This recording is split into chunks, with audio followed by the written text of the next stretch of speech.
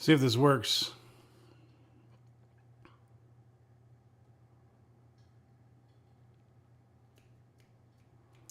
It's always a little bit of lag. It's always a little bit odd.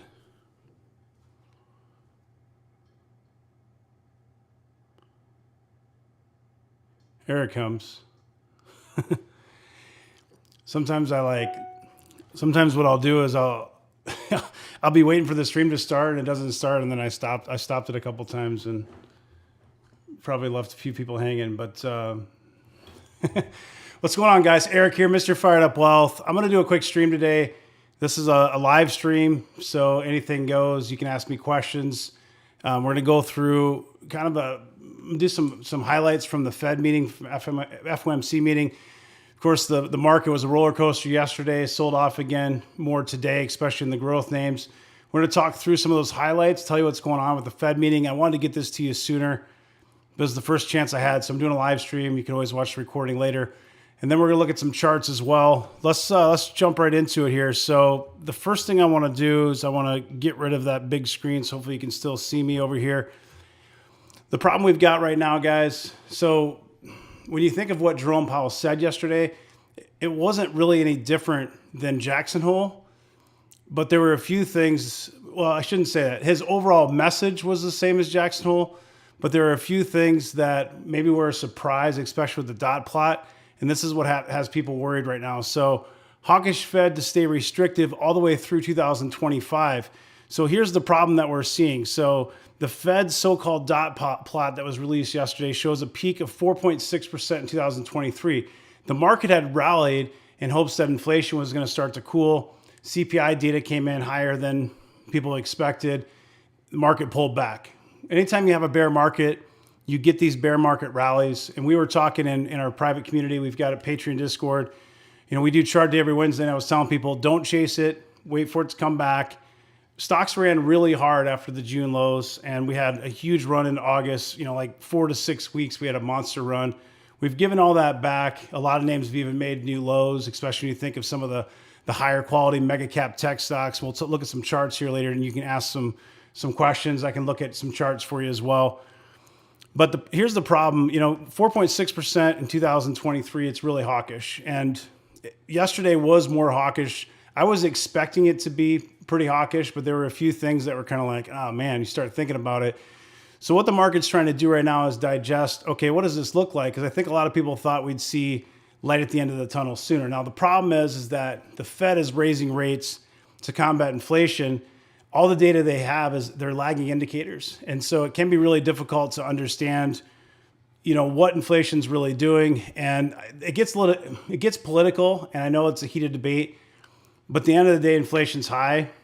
The Fed, whether you like them or not, they're trying to do their job. I don't envy their job to basically raise rates to combat inflation, saying that the alternative is much worse. So short-term pain, longer term, it's more beneficial is kind of the stance. And I know it's not what we want to hear as investors, and maybe it's right or wrong or indifferent, but I'm just giving you the facts here. I'm not really taking a side. I'm just telling you the information. Now, the problem is that we're seeing restrictive rates now really through 2025. In 2025, the Fed funds rate median target is 2.9%.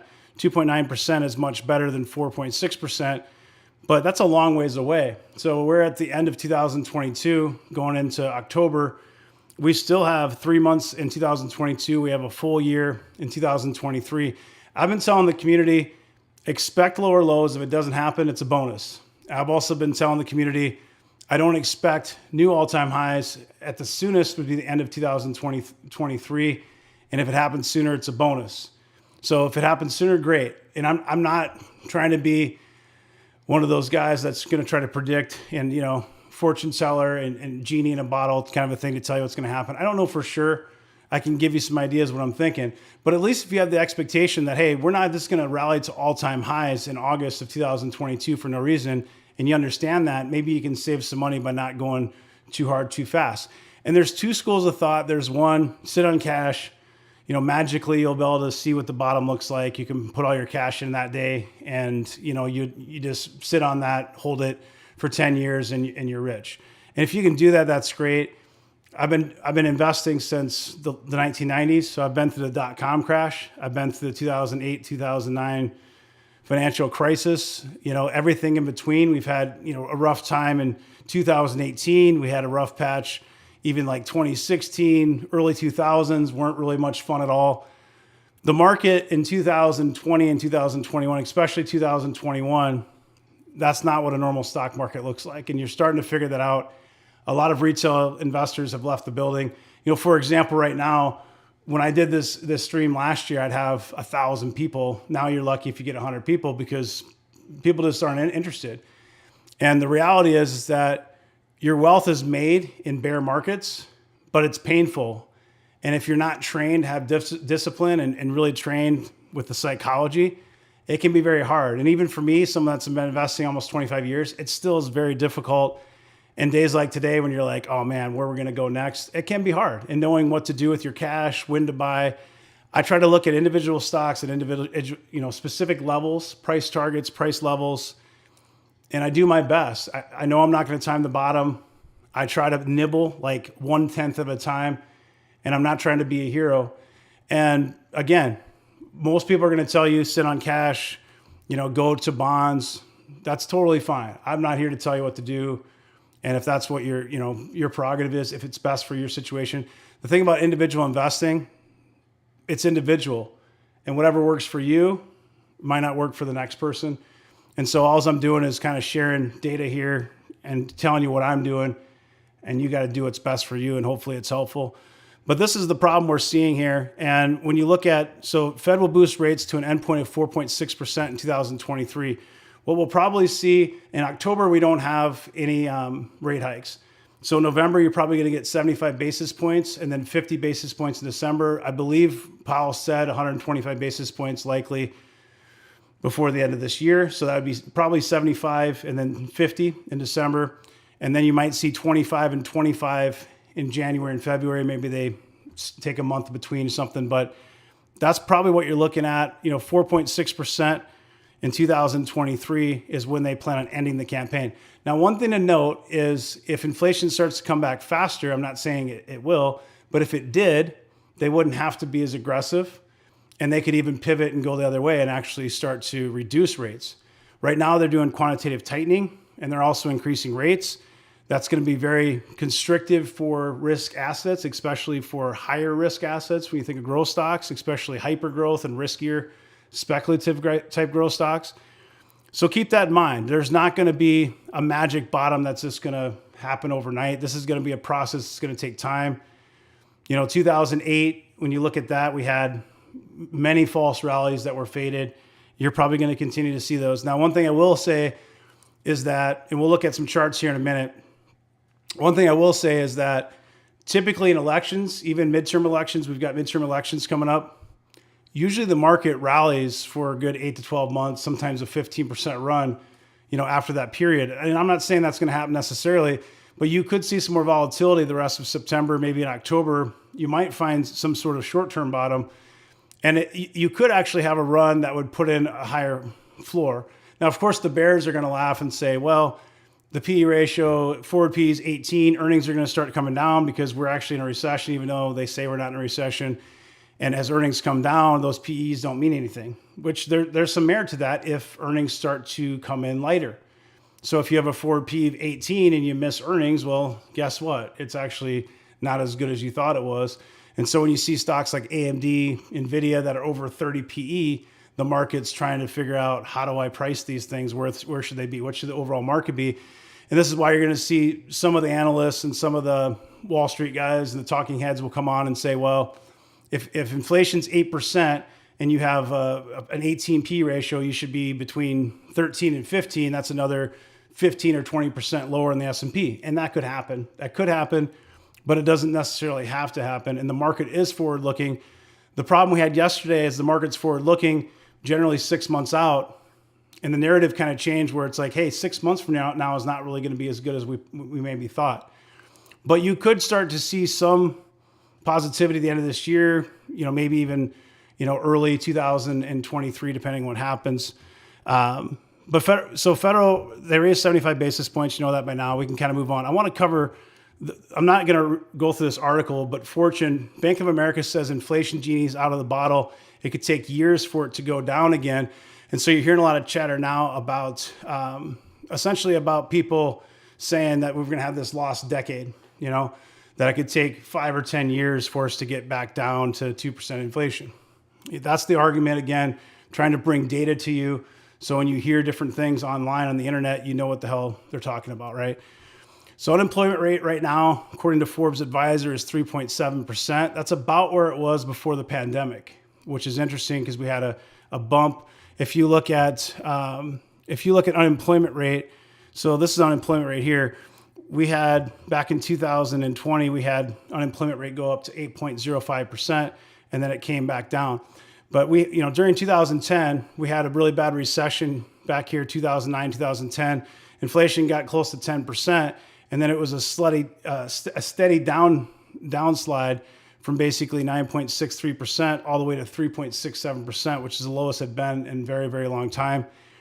And now we've got issues where there's really more jobs than people, but at the same time, a lot of this stuff's lagging. And so you're seeing, when you see companies like Microsoft do layoffs, it's because they're looking out in the future saying 2023 could be a more challenging time.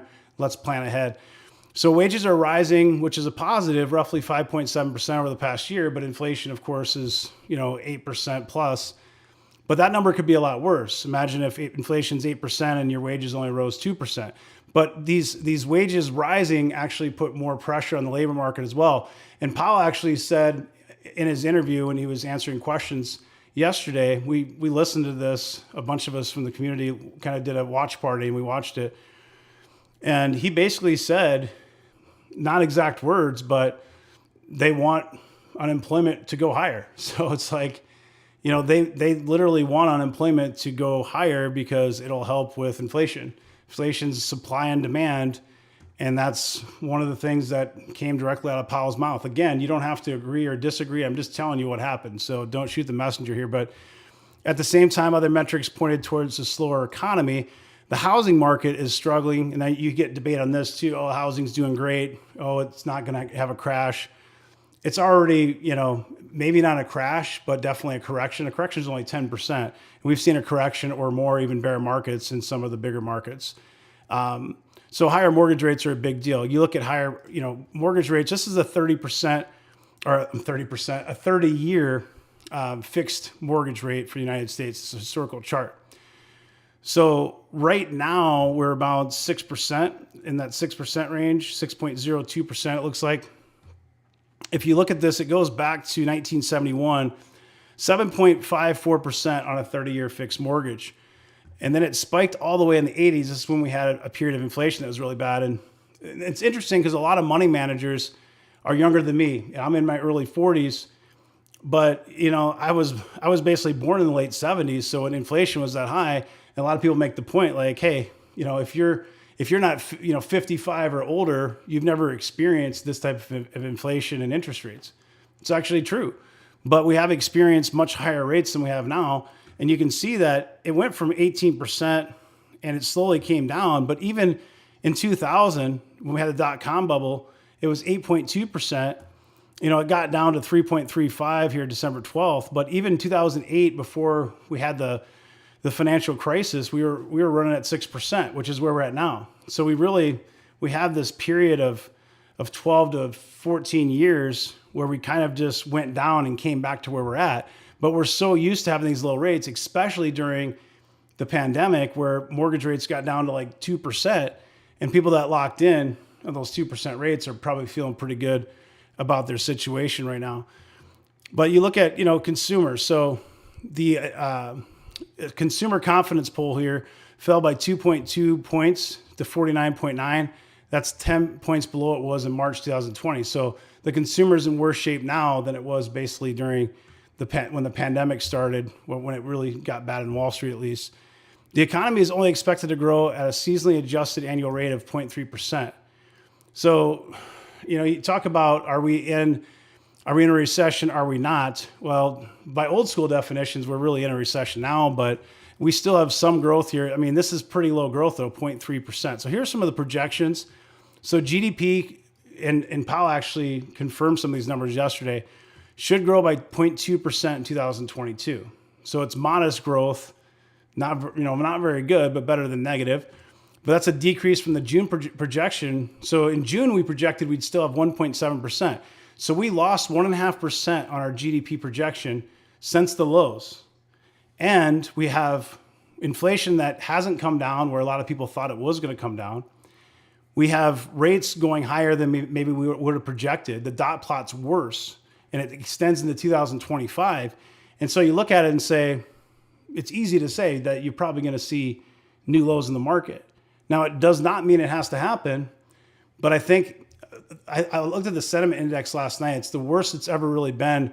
There's only three other times in history where that consumer sentiment index was as bad as it is now. Two of those times were bottoms, and the other time was 2009, and we did have another leg lower. 2009 is a little bit different situation, though, because we're talking about a financial implosion, where Bear Stearns and some of these big banks were literally going out of business, and there was a lot of financial cracks, and it was a really big deal. We're not in that same situation, but we do have a lot of problems, but they are quite different than a financial crisis.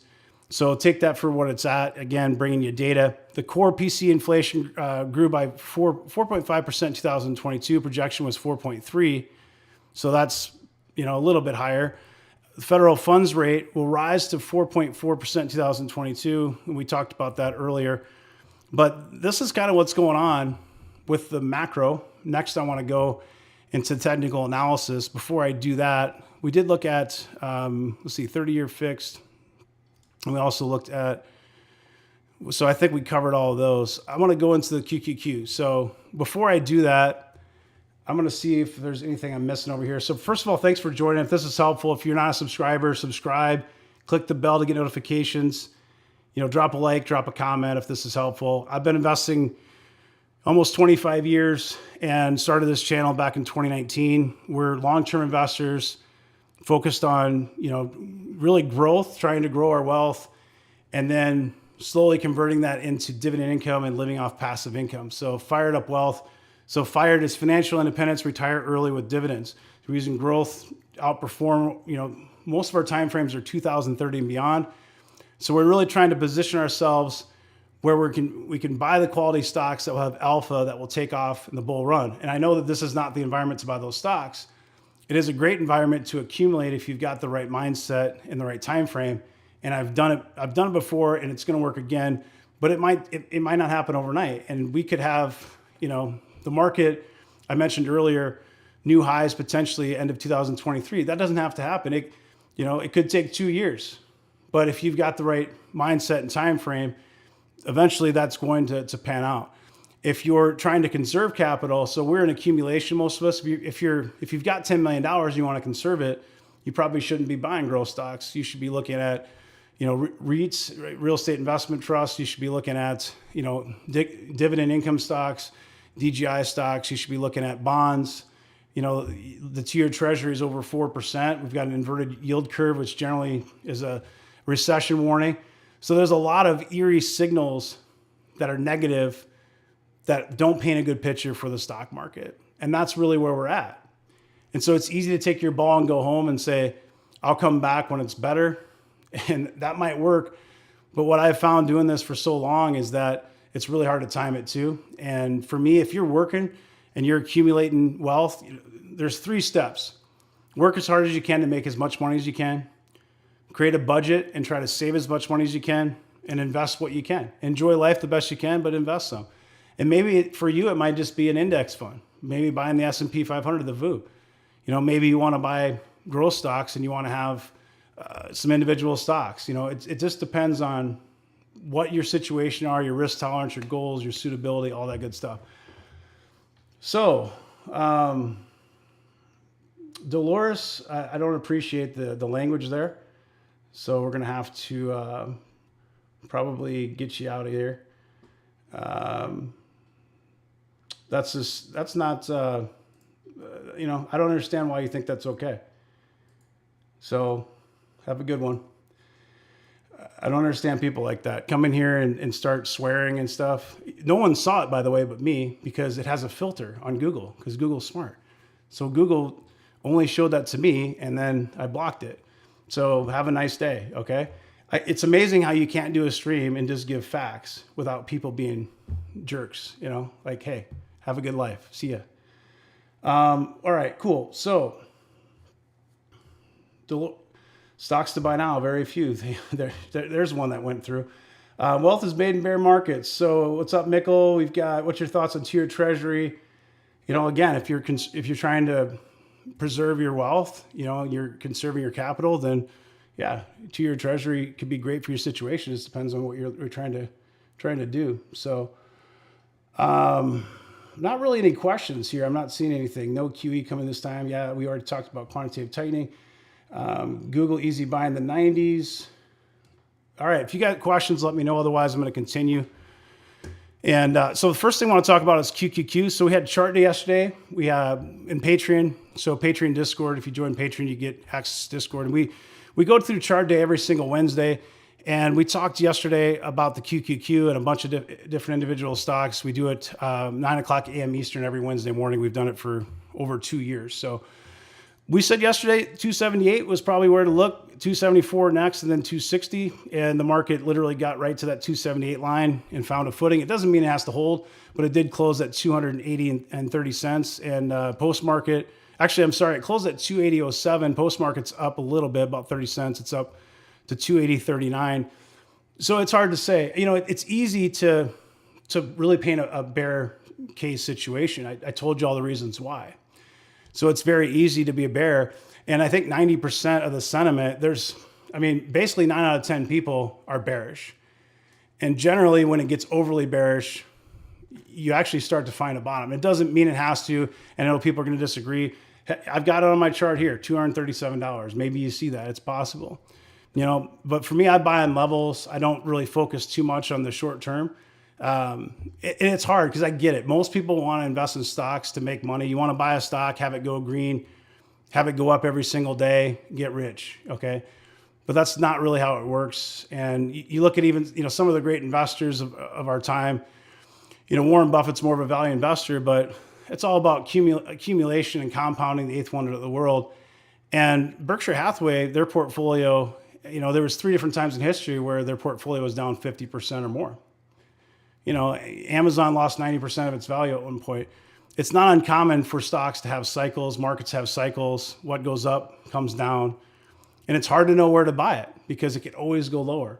But when I'm looking at the QQQ, here's your ranges, and we circle this big yellow. This is kind of the sweet spot if it gets in here. And we circled this back in May, by the way. This literally has been here since May. And we're working our way towards down that. So we didn't break the lows from June. That was $269.28. But we're getting darn close to it. And most people would argue that we have to go lower and probably somewhere in the middle of that yellow circle. We'll see how it holds up. Now, if you're looking at the S&P 500, if you're long-term investing, you usually do VU, which is going to give you a 0.03% expense ratio. For liquidity's sake, traders use SPY. And it's a little bit better to look at just from a chart perspective. It has a higher expense ratio, so it's generally something you trade, not necessarily like buy and hold for 5 or 10 years. So this one, 375 is kind of the area we said to watch, and then we drew 372, and it got right in the middle of that again. This was circled way back in June. Way back in June, we said you could see 350, and it didn't happen. And now we're back at 375. A lot of people think 360 is the magic number. There's a gap down possibility of 348. Really hard to say. It's a 50-50 ball. We had a retracement here, and oftentimes when you have a heavy retracement like this, you don't always have to pierce the lows, but it certainly could happen. All right, let's go into some of these questions here. So let's see, shop chart. Yeah, I can look at it. There's not much to look at, but I'll pull it up. We covered this on chart day. I said same as before. So anything in orange is previous chart day, yellow is today. And basically said, broke support under $30, could find buyers in the 30 range, and we broke 30. And here we are at 28.58. And we had this circled way back here in August saying that, it's probably going to come back to this range at some point. And here we are at the top of that range. Maybe it comes lower. And this range here is like 23 to 27, just slightly under where it's at. And it doesn't have to, anytime we look at a chart, it's a possibility. It doesn't mean it's going to go there. It could bottom tomorrow and it could go lower, but it just gives you an idea of what could happen, possibilities. Been doing some research on DNA. Very cool. What are your thoughts on SQQ? It's a way to hedge if you are into hedging. That's basically what you'd use SQQ for. When positioning is being considered, Google's 8% of my portfolio. I think that's fine. I generally keep 5% or less, but some people like to go 10, 15. It really just depends on your conviction. And I could think of a lot worse stocks than Google to have 8% of your portfolio in. So that's really up to you. I don't see too big of an issue with it. Should I sell my, and plus Google's like a conglomerate that, they do so many different things. It's like kind of a lot of those mega cap tech stocks are like tech conglomerates, so I don't see any problem with that. Etsy and PayPal if possible. 2 of them. All right.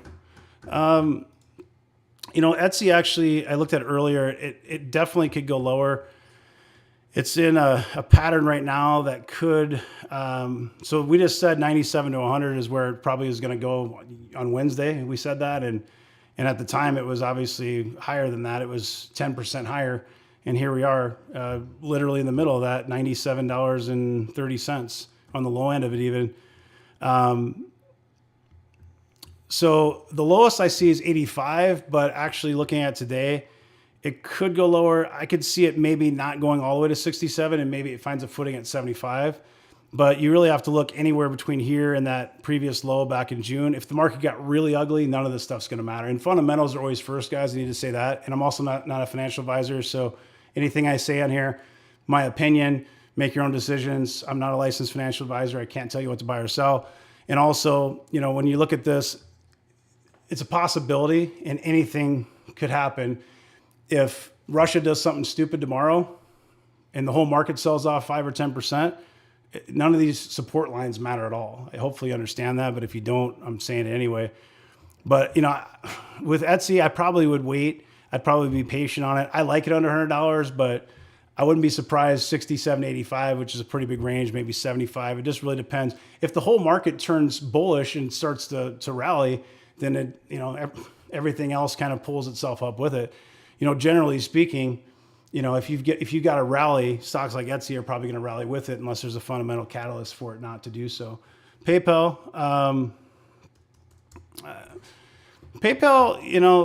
this is old here. I said we could see 60 later and we didn't get there. I said 60 later back. This was, several weeks ago. And you might laugh at that, but it was $67 back in July. So, right now it's quite a bit off that. It probably doesn't get to that level again. It might hold up $75, $80, something like that, but it's hard to say. Do you see QQQ going 230 on the charts? It's a possibility. Probably not, but anything's possible. MongoDB, a good buy. I think that MongoDB, typing in the wrong keyboard. I got 2 keyboards and I'm typing in the wrong one. This keyboard runs that computer and this is a Mac. This is funny because people wanted to buy this when it was rallying and we did chart day and I'm like, you guys, this thing was just 213 and now it's $300. I'm like, I wouldn't be chasing it here. No FOMO. Thing got to 390, started sell off before earnings, had earnings, huge gap down. A thing went from 390 to 196, like 50%. And we're talking a short amount of time here. A month at the most, it lost about half its value. So it's still expensive and all these stocks could go lower, but when you get under $200, it's definitely getting more attractive and it is a new low for the year. So where it bottoms from here, it's always hard to say because it could bottom here. It could go down to 160 or 180. And I know that you say, well, that's not really helpful. I'm honestly not I'm not a fortune teller and I can't tell you with certainty. If the market sells off another 10%, stocks like MongoDB are certainly going to go lower and you have to understand that. So it's really hard to know with certainty what's going to happen. And this is an ugly chart, but under $200, if I'm thinking 5 years and I'm dollar cost averaging, it probably ends up being a pretty good deal. But if you're a bear, you're not going to agree with that sentiment. You're going to be like, I want money today. I don't care about 5 years from now. So a lot of this depends on your age and just your your overall suitability and your time frame. And, again, it's going to be different. And if you're not a risk on type person, you're certainly not going to buy growth stocks in this kind of environment, but you probably weren't buying them when they were going up every day either. It just depends on what you invest in. And at the end of the day, you have to measure it by decades, not by, for me at least, I measure it by decades, not by 6 months. I look more at 6 years. And, not everybody agrees with that sentiment. Not everybody's an investor, especially in 2022, especially on YouTube. I understand that. All right. Is it too soon to think about a bottom? Again, go back and watch the recording because I talked about my thoughts on that. Certainly could go a lot lower. It doesn't have to bottom. Could bottom here. It could go a lot lower. So, it just depends on a lot of things that you don't have complete insight into. And if you want the opinion of what's going to happen next, if I'm a financial advisor and you're paying me to manage your money, I'd probably tell you there's a really strong chance the market goes lower. It's simple as that. But nobody knows for sure. If anybody tells you they know a certainty, they're full of what, because nobody really knows, guys. And hopefully, if you've been doing this, even if you started in the last couple of years, hopefully you're starting to realize that the talking heads on CNBC, in Bloomberg or wherever else, if you go on Twitter or if you go on Reddit or anywhere else, there's a lot of chatter, and it's hard to really know who to believe. At the end of the day, nobody really knows with certainty. Everybody's got educated guesses, and usually people are wrong more than not. And when everybody gets on one side of the fence and your sentiment reader's at 90%, usually history kind of shows that you're getting to a point where the sellers have kind of exhausted themselves. A lot of the RSIs are getting pretty oversold. So short term, there's a pretty good chance that it goes lower, but there's also a chance that you could see another bear market rally and it could get faded, but at a certain point, sellers get exhausted and, the market goes up. It doesn't mean it has to stick, but at a certain point, you're going to see some sort of bounce, and it's probably getting fairly close to that, if not already. So, when buying in levels, what do you do if your stock doesn't reach one or more levels? Well, in this market, it reaches your level and goes even lower. So you have to buy, if you want like $10,000 in a stock, you buy like $1,000 at a time, or $500 at a time. With the Fired Up Wealth Community portfolio, I'm buying the same stocks like every month. I'm buying them pretty much every week. So I'm just constantly dollar cost averaging in, good, bad, and ugly.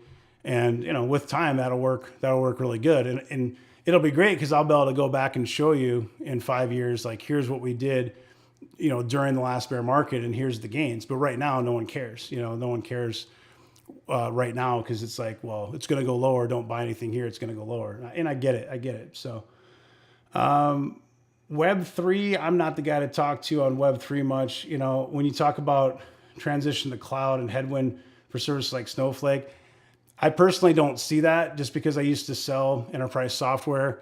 And, if you go talk to a CIO right now and sit in a boardroom, there's not going to be a lot of businesses, Fortune 1000 businesses that are really going to even speak that language, to be quite honest with you.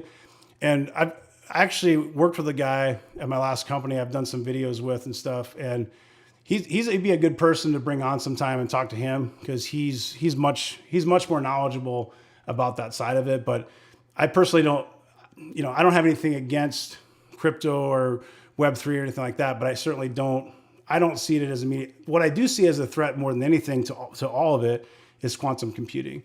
You think of cybersecurity, what does that look like if I have a quantum computer and I'm in North Korea and I can hack any password in seconds?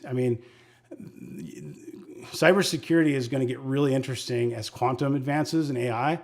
That scares me more than anything else, to be quite honest with you. So let's see. My view, it's too late to sell growth stocks. We're not talking about selling. We're talking about buying. Do you expect QQQ to outperform VU? In a bear market, it will. Certainly not in this market. But is Datadog? Just go look at a 20-year chart. Some people will look at it and say, "Oh, if you bought QQQ in 2000, it took 14 years, to get back to where." To even. But the thing that's funny about that is you don't invest just on one day and then statically sit there. You're investing constantly, which is why I'm always buying. I'm buying when the market's up, down, and sideways. And that's typically how long-term investors do it. And of course, I'm trying to get the best prices and things like that, but I'm just buying and I'm thinking about the future, and it works out. It just takes time. And 2000 was the same way, 2008, 2009. A lot of my friends went to cash in 2009 and, didn't get back in the market until it already ran really hard. And, I just kept buying and it worked out really well. It turned me into a multimillionaire, but, not everybody has that patience and discipline to keep buying when everybody else is selling. It's hard because it's against human emotion, and your brain is wired, that fear of losing everything. I call it full. It's funny because when the market's running hot, you're like, man, I wish you had a pullback. Like, I'd love to see this stock at this price. And then it gets to that price and you don't touch it and it goes lower and it goes lower. And you're like, well, it's just going to go to zero, so I'm never going to buy it. But then 3 years later, you look back and go, why didn't I buy? It happens all the time. And I've heard it so many times through my investing career. And we'll have that same conversation again, and maybe it takes a couple years, but at some point we'll have that conversation again and you'll be like, why didn't I do this? Why didn't I do that? The ones that do it and have the right mindset, this is how the rich get richer, because they have that mindset and somebody teaches them it. If you don't have that mindset and you're scraping to get by paycheck to paycheck, I can understand it. I've been there before. I came from a very, poor family. We didn't have a lot of money. I was the only child, single parent. My mom made like 10 grand a year working at a gas station as a clerk. I love her to death. She taught me to work hard. But at the end of the day, like, I didn't grow up with a silver spoon in my mouth, and I understand what it's like to scrape by. And I did that even in my 20s when I was getting started with my career. And it's hard to put your hard-earned money. You only got a few $100s and you put it into a stock and then it goes down. It's really easy to be like, forget this, buy high, sell low, move on. It's too painful. Like, I'm just going to go play PlayStation or golf or work or whatever. And then by the time you think of it again, it's like the market's back in this euphoria stage and, you're buying high and selling low again. And unfortunately, it's the cycle of retail, and financial education is really the key to educate the retail investor on what to do and how to be successful. And really, if you want to beat Wall Street, it's just simple. You got to invest long. Because when you hear Wall Street talking, they're talking about 6 months. They're not thinking about 6 years. If I'm a money manager, I'm getting paid based on my quarterly bonus, my annual performance. I don't care about 2030. And that's why you can have an advantage as a long-term investor. But you got to pick the right stocks. You can't buy crap that's going to go out of business. And there's a lot of, SPACs and things like that, don't have a good chance of making it. So you got to be careful which ones you're buying. I like Datadog. I've liked it for a long time. Definitely check out the channel. I don't follow Canoe. Derek would be a good person to talk to in our Discord. He's our EV guy. Stop losses, they're great for traders. For investors, the problem is if you understand how if you understand how the market works and market makers, especially like on penny stocks, obviously you're probably not investing in penny stocks, but you can get a grave digger where it's like level 2 data. Institutions can see what your stop losses are, and they can manipulate. If they want to just get the share price down a little bit more to take your shares, they can easily do that. They can manipulate it. So you have to be really careful with stop losses. But as a trader, if you're trading, you should use a stop loss, no question. So if you're short-term focused and you're trading and you're day trading or you're swing trading, you should use a stop loss. If you're trying to hold something for 10 years, oftentimes they do more harm than good. That's my take on a stop loss. Toast is in the top 20 cloud stocks. You can go to patreon.com/firedupwealth. It's $10. You get access to all the exclusive videos we've done. I think there's like 10 of them, and every month we do a new one.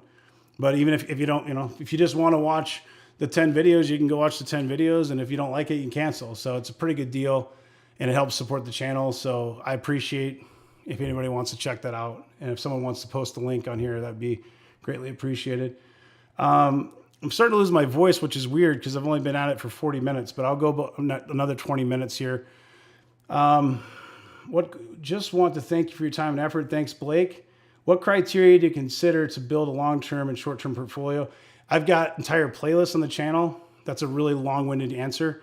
The playlist has hours of content that will show you how I build a portfolio. It actually breaks it down. We actually started a portfolio this year during a bear market. It shows you how to buy, how to basically build a blueprint. So like for me, I like to have a little ETF, little dividend stocks, have a barbell portfolio, and then, 40% growth, try to get some spec, like 10%, and really try to manage a blueprint, we call it. And you kind of adjust those different silos depending on your risk tolerance, suitability, age, all that. AMD could definitely go lower. Let's look at AMD really quick. So 68 is a possibility for a bottom, but if the market keeps rolling over, you could see 63 to 65. I really think, if you look at this, we said it wants to hold 75 badly, and it did before the FOMC meeting. It kept just kind of hugging that $50 range. I said if market sells off, could go lower. 71.60 was the previous low. It broke that today, and it did break $70. I have an order in for 68, but it doesn't mean that that's the actual bottom. And I want to actually add 250 more shares. I've got it in multiple portfolios, but I want to add about 300 shares total between the two portfolios. And my range is really 68 or less, kind of dollar cost average. And you kind of have to just watch it and see where it might go. And it's tricky because it's like, you think it'd be in high demand, but it's just, semiconductors are considered cyclical. So when you get into a bear market, they're going to sell. They lead the market both ways as well. So when they're selling off hard, sometimes stuff follows it. When they lead the other direction and go bullish, the market often follows it. So if we're going into a recession, I could see why there's a lot of negative sentiment on semiconductors, and they could continue to see more volatility and downside. But I do think a lot of these names are very attractive here, especially if I'm thinking of 2030, because AMD just had earnings and they were good. And I know there's lagging indicators and maybe that slows down. But they also came out when NVIDIA got hit with, not being able to sell H100 chips to China. AMD came out and said that this isn't going to have a material impact on our business. NVIDIA said it was going to be a $400 million impact. AMD said it basically wouldn't impact them at all. So maybe, I understand why the stock's selling off, but when I look at where it's at, it's like, it's getting pretty attractive. That's just my opinion. Hell, maybe it goes to $50. That'd be a great opportunity. But you can see it's getting pretty beat up. That's a pretty aggressive chart. Just kind of a lot of these charts are just this downward, sell off, just a slow bleed. You're not seeing that quick kind of capitulation. You're seeing this like a slow bleed where it tries to find footing, goes a little higher, bleeds a little more, and it's just, that's the way these bear markets work. And you have these fake rallies up, and it just keeps fading lower. And at a certain point, people give up and they're like, it's just going to keep going lower. And then eventually you're going to have one of these rallies that doesn't fake out. I don't know when that's going to be, but eventually you'll see one. And the way I look at it too, like if I look at AMD, if I bought it at $68 or even $70 or $75, what do I think that stock's going to be worth in 2030? If I have that mindset, it's a lot easier. If I'm buying it and I'm trying to make quick money, well, then you probably don't want to touch it. If you're short-term trading or investing, you have to be really careful with buying a lot of this stuff, so hopefully that makes sense. And hopefully I'm not, oh, wow. Put user in timeout. I didn't know we had spammers in here too. That's interesting. So AMD 60 to 58, whatever that means. You mean 58 to 60? Yeah, it can happen. Why not? 45, 20, whatever, Test, let's go up here. It's hard to read all these. I'm going through these best I can. Do I like MQ? I don't own MQ. There's a lot of people in the community or there's several people I know that own it. I don't own it.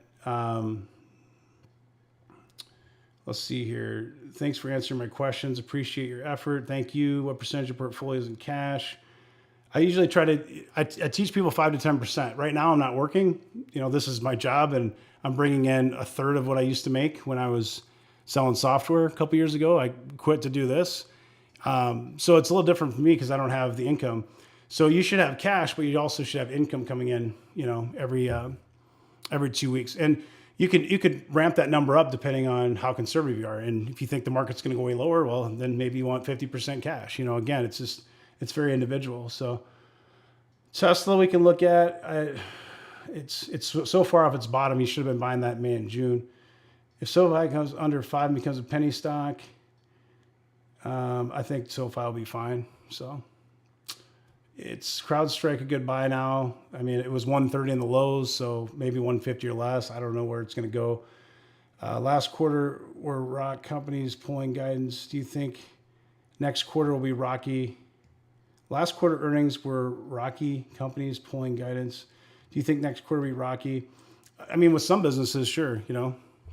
I think that a lot of these SaaS companies are more mission critical, and they might have some downturn, but I think they're going to be a little bit more resilient than something that's maybe consumer focused, right? So anything that's consumer focused, definitely, if you take a consumer that can barely pay their bills and you raise their rent, you raise their mortgage, you raise their car payment, you raise their groceries, there's not as much disposable income left over, and so anything that's consumer discretionary, especially if it's not luxury, like high end, there's certainly a risk with that, which is why a lot of times people will shift from discretionary to staples when it gets in this type of environment. So you should see staples, but it's funny because even staples haven't behaved as well as they normally would. It's been just kind of like risk off everything. So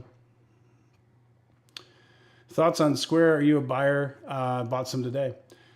Do you like WD? I don't know WBD. I apologize. I know a lot of stocks, but I don't know them all. For a bit of humor, can you go over one of your top Randy Moss charts? What was that? Logitech? We'll look at Tesla next. Yeah, so this is... so Randy Moss says, straight cash, homie. And Logitech chart is straight trash, homie. Like straight trash. That is absolute trash. There's a lot of charts that are straight trash, but I mean, this thing, $140, and it has no bottom. It's just like an endless pit. It's a time warp just going this way into hell.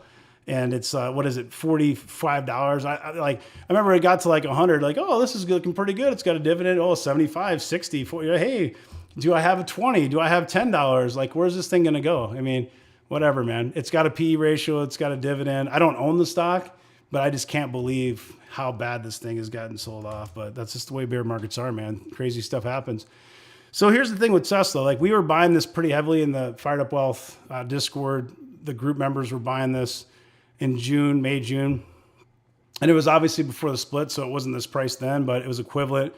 We weren't necessarily buying it exactly at the bottom, but, in this range, 225, 210, stuff like that. And it's ran pretty hard. So it's trying to kind of hold up these moving averages, like 285. I said, possibly 265 to 268. But, the thing is it could easily go back to like 240. This is the S1. I mean, it could always go lower. If some kind of bad news comes out, you could reach new lows if the market keeps selling off. This one is trying to behave more bullishly. It's trying to be a market leader. It also has things like the, with clean energy. So it's got the Inflation Reduction Act and those kind of things in there. So, when you think of clean energy, they've got the, solar power and battery plus EVs, and there's different tax credits and things like that. And I've done videos that talk about this before, but that's helped, hold it up, prop it up a little bit. So I don't know. If I were to make a guess, my guess would be that the bottom's probably in for Tesla this year. I know some people are going to laugh and say it's a $20 stock, and that's fine. But if it does pull back really hard, it probably does this retracement closer to 235, 240 at the downside, maybe at 220, but anything's possible. Down here, the old S3 is $188. And so that could happen. And I know some people are really bullish on the stock, think it's going to go to the moon. And some people think it's way overpriced. So it just depends on you. Are you bullish on SMA? I'm more of a SOXX guy, but I mean, they're pretty close, right? Semiconductor ETFs. I'm bullish long term, but there's certainly, like I just explained earlier,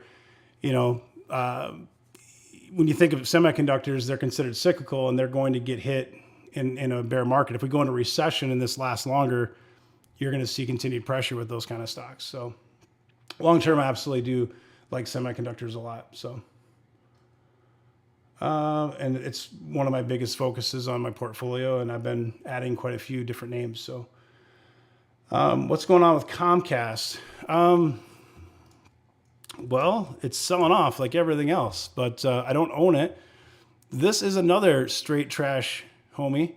This might even be worse than Logitech because It's actually broke the bottom of this channel. I could just, fix it by doing one of these, I guess. I mean, there's the new channel, but it's technically there. So if this isn't I don't know. I don't want to be calling bottoms or anything like that, but I mean, this looks pretty damn washed out. I don't know what the RSI is, but I'd imagine it's getting pretty low. What is the RSI on the CSA Comcast? This does pay a dividend, 3.3% dividend, 10.67 on the P ratio. I'm not really sure what's going on here, but this is one I covered recently, saying that it was a buy, in that 30 to 35 range, I think is what we said on there, and it's definitely in that range. The RSI is still a 32, so with RSI, if you get below 30, it's kind of getting oversold. It technically can go all the way to 0, and it goes to 100 on the high end. If it gets over 70, it's overbought. That's usually when, if you're trading, you start thinking about trimming or selling. So this is getting pretty close to wash out. There could be some more pressure because it's a 32, and it might get to, some stocks get to 10 and 15, so, it could go lower. If I look at the Fibonacci, it's basically there. So I tend to like Fibonacci better. It's, it probably finds some footing here. Looking at Classic though, 2744 and Woody's 2862. So this thing could break 30. If it did break 30, you're talking like a 3.7% yield or something. If you're into dividend stocks, it seems like a decent one. And I do like the barbell approach. I like having a blend of ETFs and dividend stocks and then growth on the other side. We just covered the ADYEY on chart day. It's an OTC stock, so I can't cover it, unfortunately, but I know some people do like it, and there's several people that own it in the community. Enphase has been going up and down. Do you like the stock? I don't like it at this price. The ones that bought it early, congrats. It's been an awesome one. I personally wouldn't buy it at this level. I would wait for it to come back more, but that's just my 2 cents. Stem's the same way. Stem was a $5 stock, and I think it did break 15 now with the pressure from today. What did it get to? Yeah, 1494. And it probably tries to find a footing in that somewhere in the 15 range, but it was just a $5 stock. So I look at it like, man, it's hard to chase it, knowing a lot of people just bought it for a lot less, and they can always sell it from underneath me. Fortinet's good. I have a video that covers Fortinet. It's more conservative. I'd probably buy, if I'm looking for more of a conservative cybersecurity play, like not hyper growth. I'd probably look at Palo Alto. That's probably would be my pick over Fortinet. But Fortinet is in my top 10 cybersecurity stocks video. And you can go check it on the channel. Like, go look at the playlist. There's different playlists and there's different channels, or you can just do a search. So you can do a search for the stock you want plus Fired Up Wealth, and usually Google's smart enough to find it. So feel free to use that search tool and try to find some of those old videos. David, what's going on, buddy? There's a platinum member. IDEXX. I can look at the chart. I don't follow the stock very closely. Let's see. This one is IDEXX Labs. I'm not a biotech person at all. Although I did buy some Moderna recently. I just thought it was kind of getting beat down. 357 resistance, we said. You just asked me about this one on chart day, didn't you? I thought you did. So 357 resistance, 277 possible. Let's see. Yeah, it's trying to hold up this S2. This is a Fibonacci 326, and it sucks because these charts don't really have much for patterns. They're just kind of like, they're puke patterns. So it's like all you can really do is look at pivot points and kind of guess. But none of these really matter. Like I said, they can all break. It's getting close to the low 318, so it's kind of retesting that low. If it does break it, you're probably looking at $300 or something like that. Cool. Win was up. I don't think that's a ticker, but what's going on? Win. The problem with this is it comes back to consumer discretionary type of a stock. I don't know if it's technically labeled consumer discretionary, but you need a consumer to have money to go gamble. And if we go into a recession, these stocks, now sin stocks can do well, but when you think of Win, it's a little bit higher end, and overall people are going to gamble. It's interesting because the stats actually show that people gamble more when you're in a recession. but not everybody does. So like someone like me that I don't necessarily gamble, but I might go stay at the Wynn for a week and spend a bunch of money and go to what's the restaurant in the Wynn in Vegas? It starts with an M. It's like a Japanese restaurant. It's really good. It's not like crazy expensive, but not cheap. Mizuno or something like that. Anyway, I might not do that, because for me, my objectives are different. But when I'm in a bear market, I don't spend money, not because, I don't want to spend money necessarily, but I put it all in the stock market. So like any dollar I get right now, like, my wife gets annoyed because I'm like, oh, we got some cash, like put it in the account and buy some stocks. And it's like, hey, we probably should save some money for this. I will figure it out later. That's how I am. I'm like a kid at a candy store. And I know that the stocks can go lower, but I'm buying these levels. And if they go lower, I'll buy those levels too. And I'll just figure out how to buy more. And eventually, if you keep buying, and I know that there's two schools of thought. Like I don't have unlimited cash. If you're still working, you have to adjust the portfolio to meet your needs. So like if you just started a Robinhood portfolio and you have $500 and you only have $100 a month, I started with $50 a month. So, it doesn't mean you have to have thousands and thousands of dollars to invest every month. It's just, you got to start somewhere. And, it's a hell of a lot better time to invest today than it was in 2021. I know it seems scary because it seems like everything's just going to go out of business, but at some point the quality companies will rise from the dead and the stocks will be worth more money, but expect, lower lows. Expect stocks to go lower. I want you to hear it again. If it doesn't happen, it's a bonus. That's the best way to look at it. And if you have that right mindset, then, if it goes lower, you're expecting it to go lower and you're not upset about it. The ones that are like watching their portfolio every day, like, oh, please bottom. I mean, that doesn't do you any good. It's bad for your mental health. If you've got a 5-10 year time horizon, don't stare at your portfolio every day because that's not going to do you any good. Just don't do it. It's bad. So I like Wolf a lot. The problem with Wolf is that it's ran too hard. And I remember looking at this one when it was a little bit lower. And, I look at every stock, so it's like when it goes down, you're like, I'm glad I didn't buy that one. When it goes up, you're like, oh, I should have bought that one. But I look at hundreds of stocks, so it's like, but this is one that they've been performing pretty well. Dave, I don't think I would buy it at this level. Even, the fundamentals might be there, but it would have to come back at least to some sort of retracement to, $89 or something for me to even look at it. And it might not ever happen. And then that's okay. I've got a list of 20 other stocks. And, what I do is I create watch lists and I create alerts, and I don't even open my portfolio most days. And if a stock, I look at a chart and I say, okay, AMD at 68, I put a limit order in, or I put an alert in, and if it hits it, it hits it. If it doesn't, it doesn't. And I might have 20 stocks like that where it's like, hey, I'll buy these prices. Sometimes they get there, sometimes they go even lower, and sometimes they never get there at all. But if you're disciplined on those, it really helps. I think where people get in trouble, especially when you're starting out, you're trying to build a portfolio and you're like, I really want to own this stock. And so you get laser focused on trying to fill that position. You've done this before, right? So like, you're like, okay, I want 100 shares of Square. And so you go out and you buy them all, 2 months ago because you just have to fill that in your position, that position in your portfolio.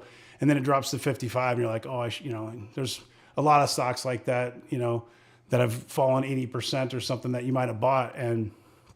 But the key in this market is don't rush.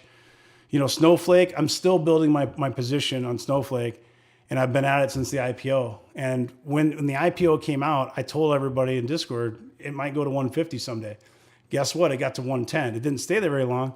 Now it's back to 170. If it gets back to 150 and under, it's still expensive, but then I'd be adding more shares. And I'm just going to keep adding shares until I fill out. I think I need like another 75 shares or something. But, try to be patient. I made the mistake of rushing on some of my positions and IPOs as well. What's funny is the ones I knew the best, the ones I had the most due diligence and time spent on, are the ones I was most disciplined on. So it's important to do your homework, guys. Don't just watch a video and have some guy like me say, I like Wolf Speed, and then go buy the stock. Like, don't do that. Like, at least do some homework, listen to an earnings call, know who the CEO is and what the company does before you go buy a share. People will spend 40 hours researching a refrigerator that costs $2,000, and then they'll go on TikTok and they'll hear about a meme stock on a 15-second video, and they'll drop $2,000 and lose all their money. Where's the logic there? Come on.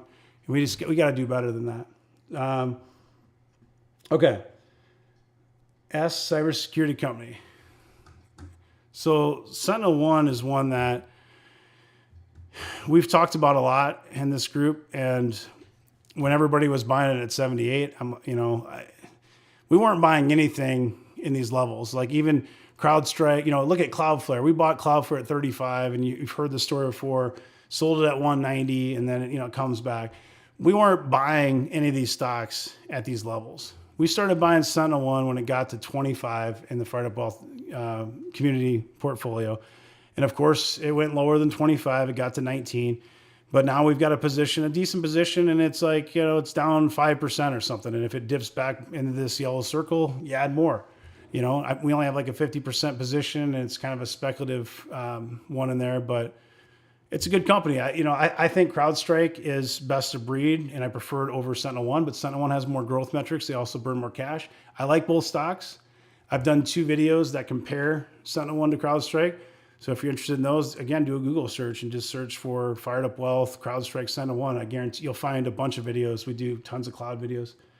My background is in software. I sold software as a service for about 10 years. Also was in real estate. And I quit the end of 2020. I quit my software gig. It was $150K base plus commission to do this full time. I've been running this community as my full-time job since November of 2020. And really, we started it in July, but I was kind of juggling things then. And I've been investing since the late 1990s. I've managed 16 different accounts within my family. And, I've got a multi-million-dollar portfolio myself, individual taxable brokerage, and then also retirement accounts. And I've certainly had, a downtrend over the last 12 months, but I've also been investing for a long time. And a lot of what I own is profit, so it's a lot different.